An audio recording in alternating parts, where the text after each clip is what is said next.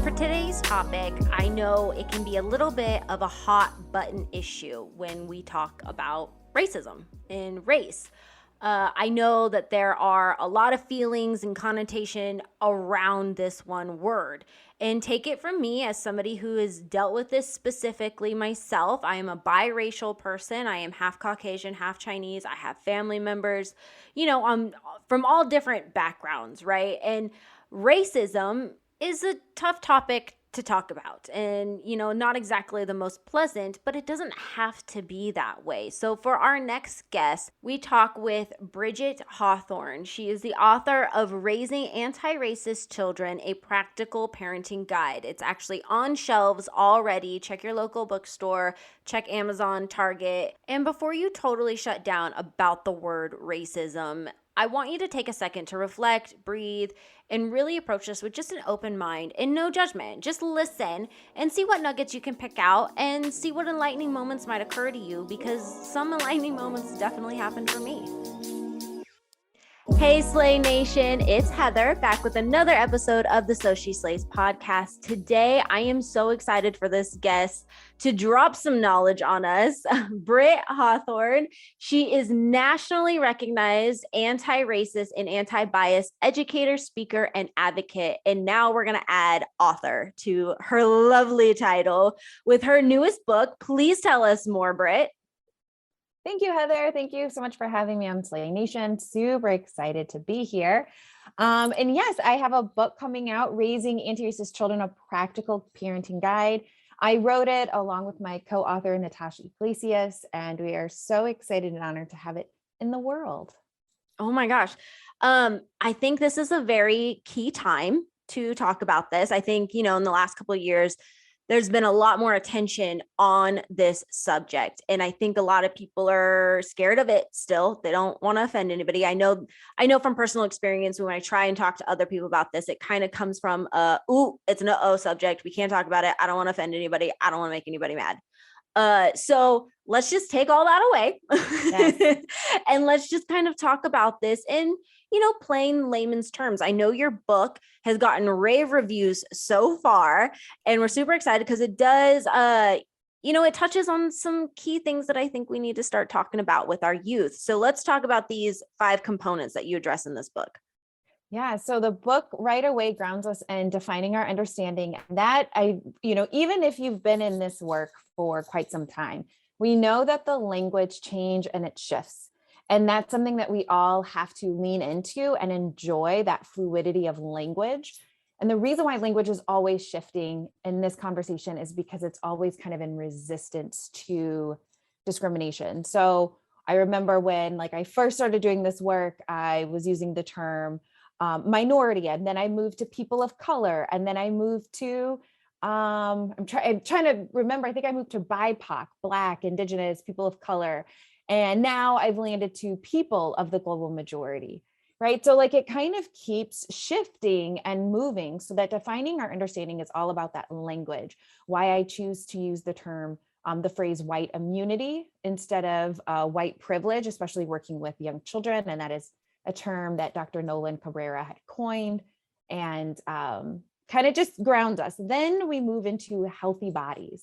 And healthy bodies is when the part where we say it's a practical parenting guide starts to come in. That's where we start talking about things like fat phobia. And we talk about body positivity. We talk about the pink tax and the patriarchy. Those are things with our children when we are at the store. And, I have a 15-year-old son now, and he loves shaving the facial hair that he has. And he just is, we're in the car and he'll be like, Mom, did you notice I shaved my sideburns? And I'm like, yes, I did. Right. But those are things that when we're in the store and we're looking at razors, that I want to point out to my children, hey, these are both the same brand of razors. Yours are blue and mine are pink. That's curious. And my 9-year-old can already say oh, why did they gender razors? I'm like, that is curious. But then we start to look at the cost of the razors. We'll do that with body wash. We do that with our shampoo, our conditioner. And so then we start to have conversations gosh, if I were to buy all of these things because they made it lavender or they made it pink, how much more money would I have to spend on the same products, right? So those are things that like that second chapter all about healthy bodies is talking about. Then we move into radical minds. And radical minds is, what is it going to take for us to start to have, as Heather, you open this conversation, these honest conversations? What does that look like to develop boundaries for ourselves? What does it look like to have advocacy statements for ourselves, for our youngest children? They can say things like, no, stop it. We have a safety rule. We all get to be different. You may go when my turn is done. Right? Like those are phrases I am intentionally teaching my children from a young age to use and to show up for themselves. And then they also learn how can they advocate not only for themselves, but also for their friends. That's also the chapter, like if you're saying, how do I actually teach my child about racism, or how do I introduce racialized identities? That's going to be radical minds. The next one then goes, because we live in a capitalist society, it's so important that we're talking about how we're spending money and what we're consuming. So that section is all about conscious consumption. It opens up with Aja Barber, who talks right away about having ethical practices around spending money. And so we'll talk about like emotional labor. We talk about having some guidelines of like, especially in our household, what works well for us is that whenever we're buying something that is a want, but not a need, we really look to support women-owned businesses. We look to support Black-owned businesses. We look to support queer-owned businesses, right? So I have this beautiful mug here that I'm going to say that I spent a good chunk of change on that was well worth it because I supported a woman-owned business. And that was really important to me, right? Now for our household, because we don't have a ton of disposable income in our house, there's some necessities, like we just have to go to the big box store and we have to coupon. And that's just where we're at. But that chapter is all about how are we spending money? And then the last chapter is about thriving communities. And this is where I like to think of it instead of work, but really play comes alive. And this is where it's like, how can I, with my children, start to have small actions that allows us to be an advocate or an activist in our community? So we have like a writing station in our household. We have like one of those $2 IKEA picture frames. And we have like our mayor, our senator, both of our senators, our governor, we have their name and their address written down. And then we also have like some things that they're in charge of, so that whenever our children notice something that's unfair, it's not like, oh, we're just talking about it. It's not that we're normalizing it. It's okay. And how are we going to hold our representatives accountable? Right. So that's all like thriving communities, but it's full of scripts and activities. And I've been talking a lot now, so I'll create some space for you, Heather. No. That's great. I mean, I wanted you to kind of give us a full, outlook on your book, because I think there's a lot of hesitation around this topic. And I mean, offline, I kind of gave you a little background on myself as far as, coming from a majority Caucasian community growing up. And I know to this day, this topic is very touchy and we don't talk about it. And I think a lot of it is because, you don't want to offend anybody, but also at the same time too, nobody wants to feel as if they're quote unquote dumb or they don't understand or anything like that.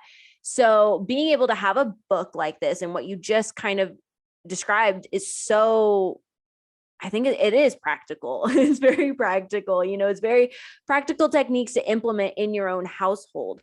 How has your family responded to this?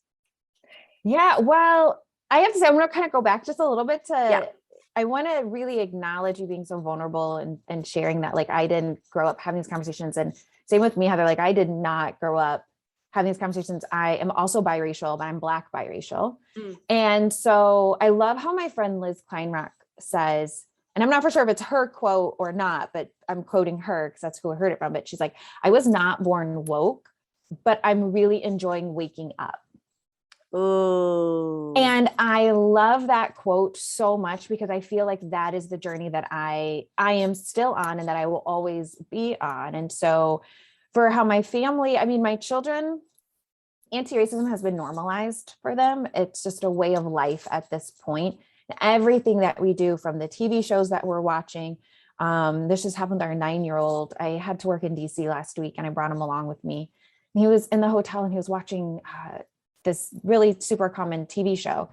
And I'm working on my laptop and I'm trying to let it go. I really am. And then eventually I just like turn in my chair and I look at him. I'm like, Kobe, you know the expectations we have for the kind of TV that you watch. And is this upholding our expectations? And he's like, no. And I go, tell me 3 stereotypes that are happening right now in this television show. Wow. And he is like, okay, fine. And he like rattles them off. And I said, yes. So I'm asking you to make a different choice that upholds our values. And so he ended up, I think, watched like Raising Dion or the Babysitter's Club instead. And he's like, okay, fine.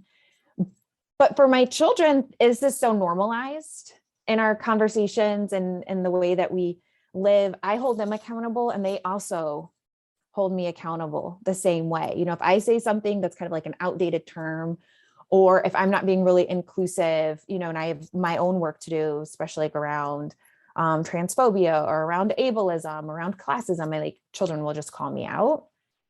And my partner, he was raised by a single Black mom who just had like a natural, I think, but just like, it seems like this natural compass towards justice. So I really do feel like he is a lot farther along in his journey than I am. So oftentimes I'm like, oh my gosh, like, did you know this? Or I'll share something with me and he's like, kind of the same way with Carter's sideburns. And he's like, yeah. And I'm like, okay. Okay, so I'm a little late to this party. Yeah, but all right, we're doing it. So everyone is on board. And I think one thing I really want my children to know is that there aren't going to be taboo conversations in our household, right? That's so smart and so refreshing too.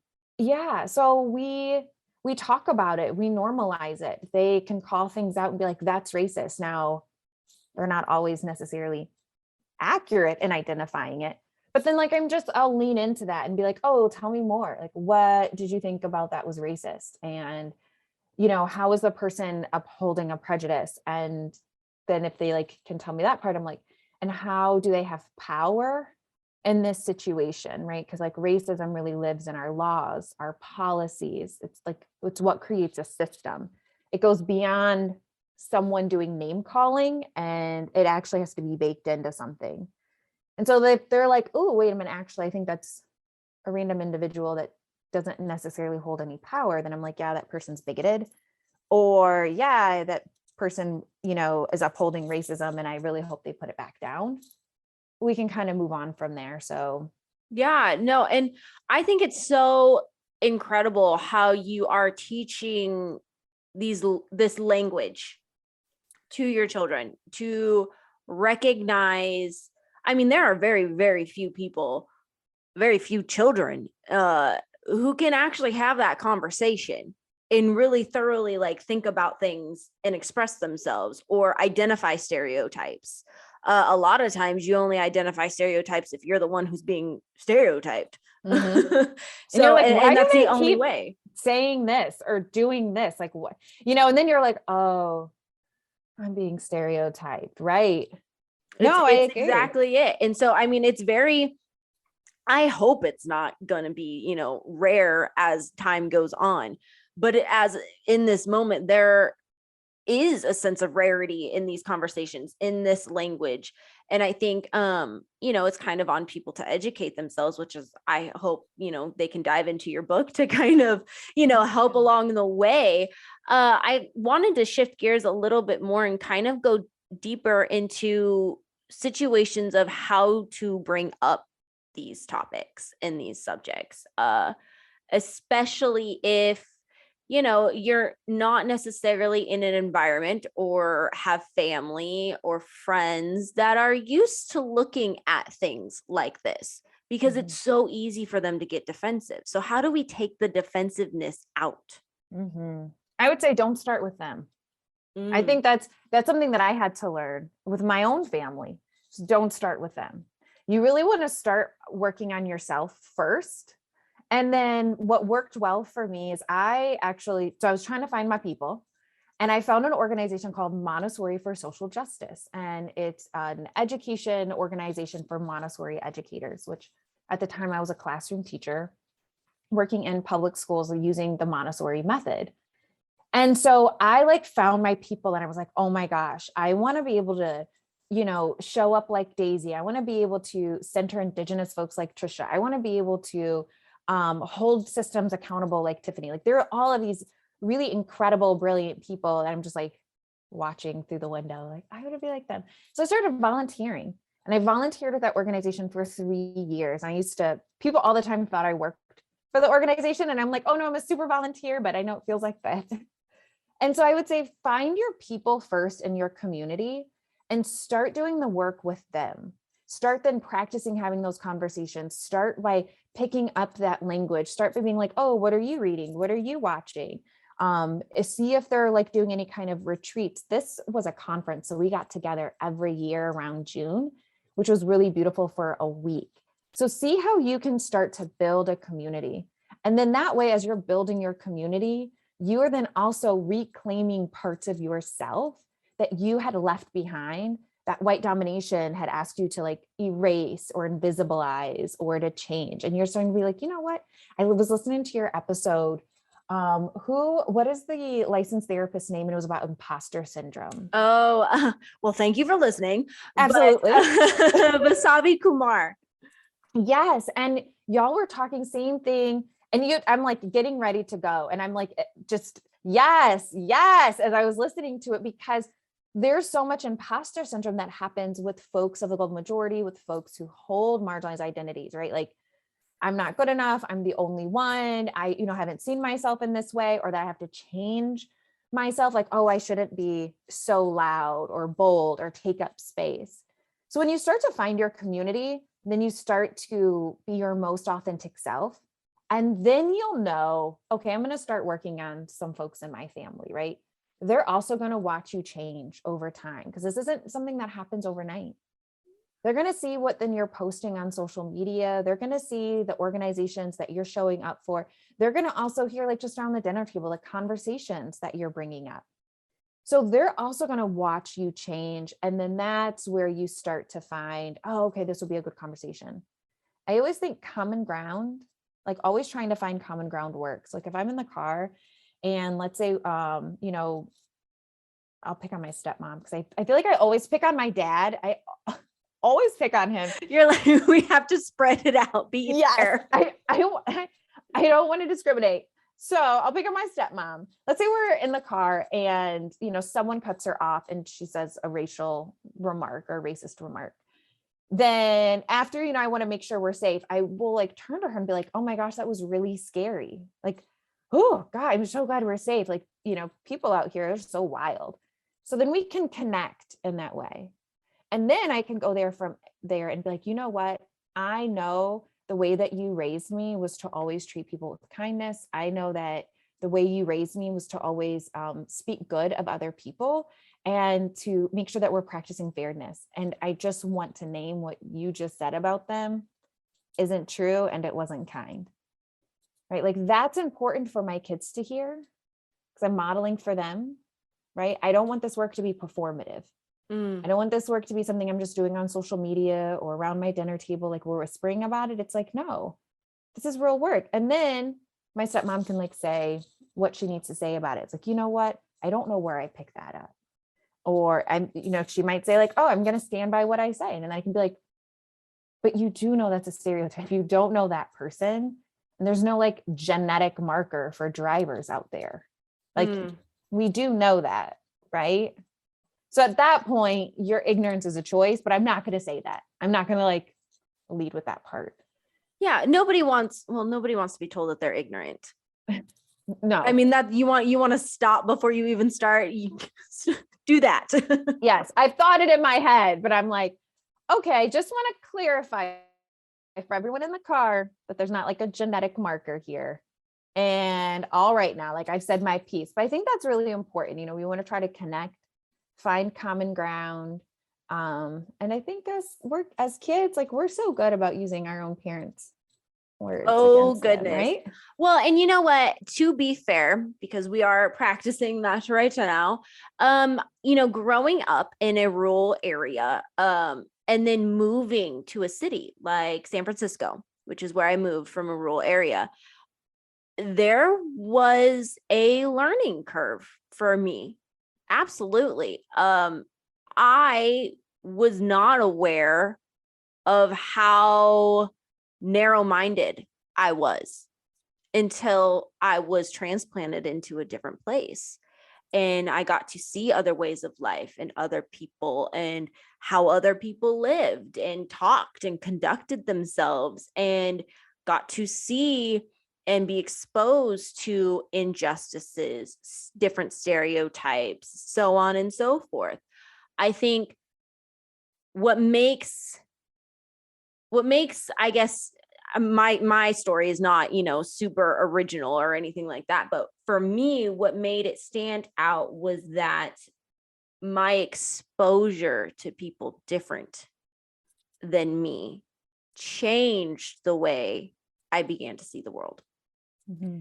And when you come from a rural area, your exposure to things and people that are different is very minimum. Mm-hmm. There's not a whole lot. And so during the pandemic, I actually had to move back to my hometown from San Francisco, to kind of, get away from the city and everybody getting sick. Yeah. How was that? That was crazy. It was an emotional, a little bit of a,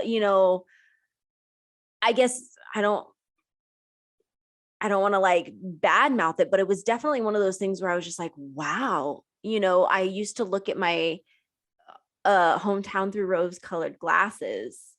And don't get me wrong, I mean, I would go back and visit for a few days, but to go back and live for a year and a half, that was something else. And you didn't realize just how small Mm-hmm. it really is. And not small in a bad way, because here's the thing is like, I wouldn't change the way I grew up for anything. I mean, I grew up as fast as I needed to. Mm-hmm. And I love my hometown. There's a lot of great things about it. Was it unicorns and rainbows growing up all the time? No. But there was definitely perks that I would not have gotten had I not lived there. Mm-hmm. And so I'm not going to badmouth small rural towns or farm towns or anything like that, because I'm very proud of where I grew up and how I grew up. But I also realized that the, people that I do know there have a different level of exposure. Yeah. I think so. There's like three things that's coming up for me as you're sharing your story.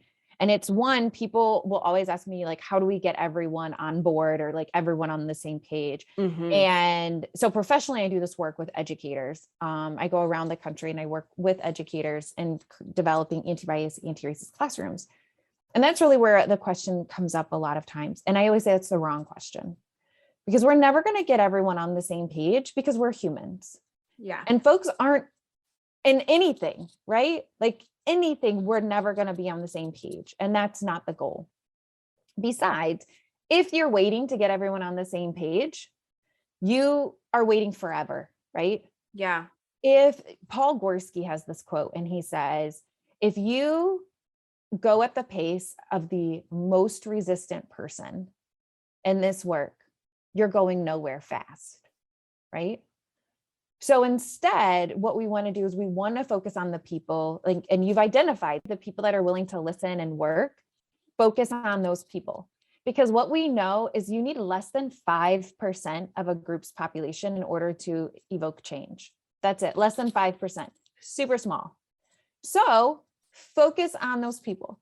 Something else that's coming up that I hear you talking about too is, so there's two different themes, right? There's the theme of justice and the theme of diversity. And both themes are very important. For a really long time, we've been focusing a lot on diversity, of how do we get a lot of different people together? And we think that will then create change. And what we know is it doesn't always necessarily create change because justice still might not exist in that space. So whether you have diversity there or not, because folks will tell me, what happens if I live in a white area or my children go to a predominantly white school? We always want to focus on justice. What is unfair? What is fair? And then when we identify something that's unfair, how do we then center justice as an action in this work? And that can exist whether you have diversity or not. And that's a key difference in anti-racist work versus diversity work, right? Diversity work is, how do we get more numbers of different folks together? But then what does diversity workplace tell us? We don't retain people, right? Same thing like in education. We have all of these initiatives to try to get educators of color into teaching. We get them, they leave because it's not a safe space. Justice doesn't actually exist. So we really want to focus first on justice. How do we make this a safe space, a safer space, a brave space? And then from there, we can start to do some diversity work to get people that are different in that space. So I hear all of these things. Wow. Kind of that's up. So interesting. Cause I know, Chauncey is our co-founder, So She Slays. She herself, I mean, she is a Black woman in tech. So I know she's experienced some of those things where the promise of diversity and all this kind of stuff, but then the diversity gets there and then, give it a little bit of time. And she's like, I don't know if I can do this, like A, B, and C, you know what I mean? So I have never separated the two, but that's an honest to goodness, point right there. Yeah. And for me, because in education, most educators are operating out of a diversity or multicultural framework, which says that it's okay for us for a short period of time to learn about another culture. But then that means that I don't actually have any language for who I am. And it also means that who I am is the dominant identity, right? And so that's how come this right now it is in our home, we're learning about Asian American, Native Hawaiian, and Pacific Islanders. And so one thing that we're working on identifying with both our 15-year-old and our 9-year-old is in how much in children's media, there's this constant perpetuation of the othering of those three groups. And so I check some books out from the library. And these books were very, very common children's books that have Asian Americans represented in them that most classrooms have. And I'm just saying, what do we notice on the first few pages? And so my children are looking through the books, and my 15-year-old had identified it first. And he was like, they all start with a similar phrase, in a far, far away land, or over the ocean. And I'm like, yes, that's this. Before you even got into the book, we're already othering or distancing ourselves. So what could we do with this book to rewrite it so that it would actually be inclusive? Because the thing about it is, we have Asian Americans that live in this country. We have Asians that live on the continent of Asia. And we have Asian Americans that live here. But anytime, whenever I go into a classroom and they'll show, and it could be Southeast Asians, it could be folks who live in South America, it could be Indian folks, and they're like, oh, look, they'll have a little doll or a little icon, right? They're like, look at this person and look at what they're wearing. And they live in this country. And I'm like, they live here in the United States.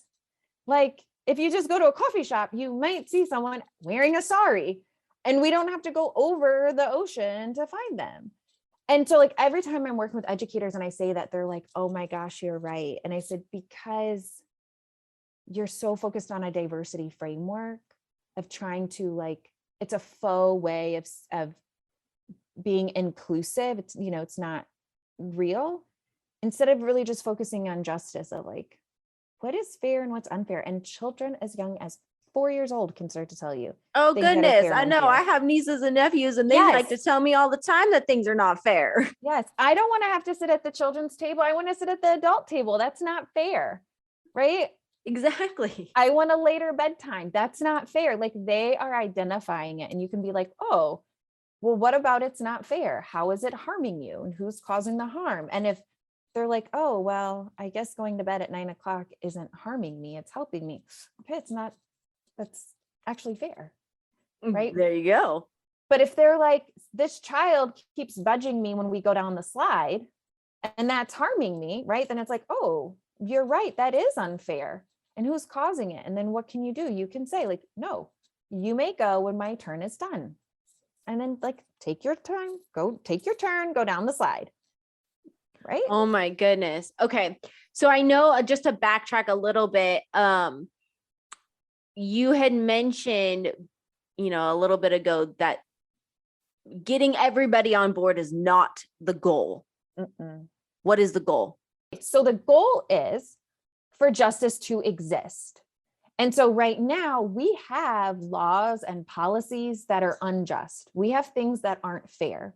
So let's just think about like ability and disability, for instance, right? Yes. For a long time, we did not have any kind of laws for businesses or for schools to say that you have to have a certain amount of accessible parking spots, or that you would have to have an elevator that is working if you are receiving federal funds, right? For a long time, we didn't have those. And people were all okay with that because a lot of people felt like it didn't affect them, right? Non-disabled people were like, it doesn't affect me. Then now what we do is we have just laws and policies saying, oh, no. You actually have to have some accessible parking spots. When possible, you have to have an activation switch. You have to have an elevator. If you're receiving federal funds, and then there's some states that have their own kind of state laws, right? Now we still have people that will say, oh, these are too many accessible parking spots, right? Like that's not fair. Everyone is still not on the same page about those accessible parking spots, but we have them, don't we? And that is the goal. The goal is to say, how do we create laws and policies where justice is going to exist, even when we don't have everyone that's on the same page about it, right? I might be in the car with someone and they might complain about, look at all these accessible parking spots. And I may then recenter the conversation and be like, gosh, you know what? At any point in time, any of us could become disabled and any of us may need to use one of these accessible parking spots. And I am so thankful that they have them. So I may like recenter it.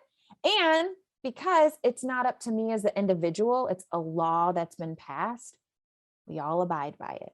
And then that becomes the culture. Once you have a law and then that law becomes normalized and then the culture changes, right? Oh goodness. Okay. I feel like you and I can understand why you travel so much and teach in so many different areas, because I feel like this is a conversation that can go on for quite a long time. And I think, just in our short amount of time that I've learned quite a bit of ways to look at things. And that's always one of the perks that I get from interviewing people and doing these podcasts, is I just get to see different perspectives and learn different things. So to kind of wrap this up a little bit, what are some, immediate actions maybe some people can start instilling? Yeah, I'm always going to say start with yourself first, because it is a parenting book and people do want to jump right in and start doing that work with their children. I always say we have to reparent ourselves.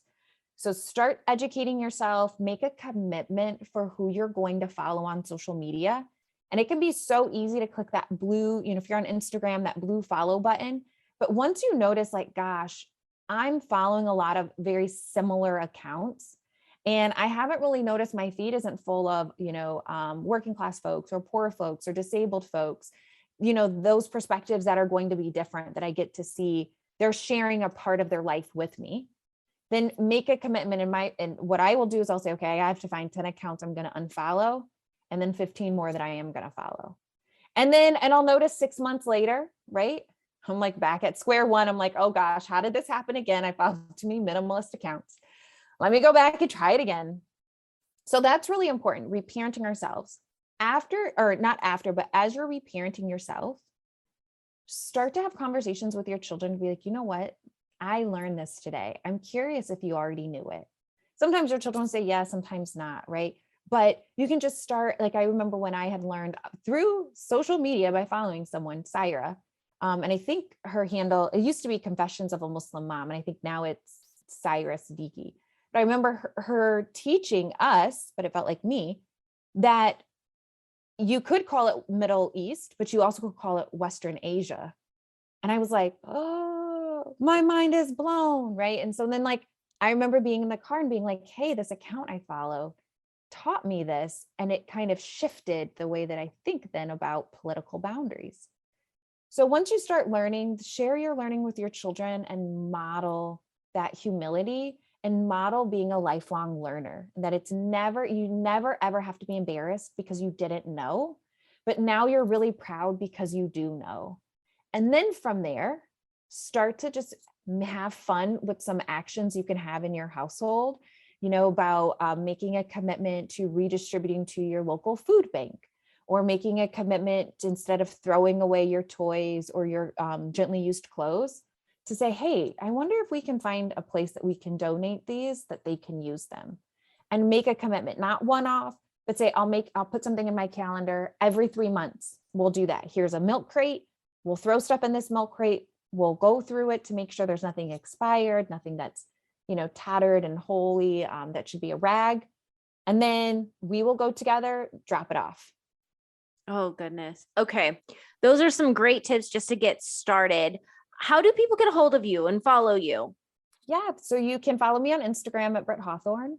And if you're looking for some more tips and tricks and reminders and strategies, subscribe to my weekend newsletter on my website, britthawthorne.com.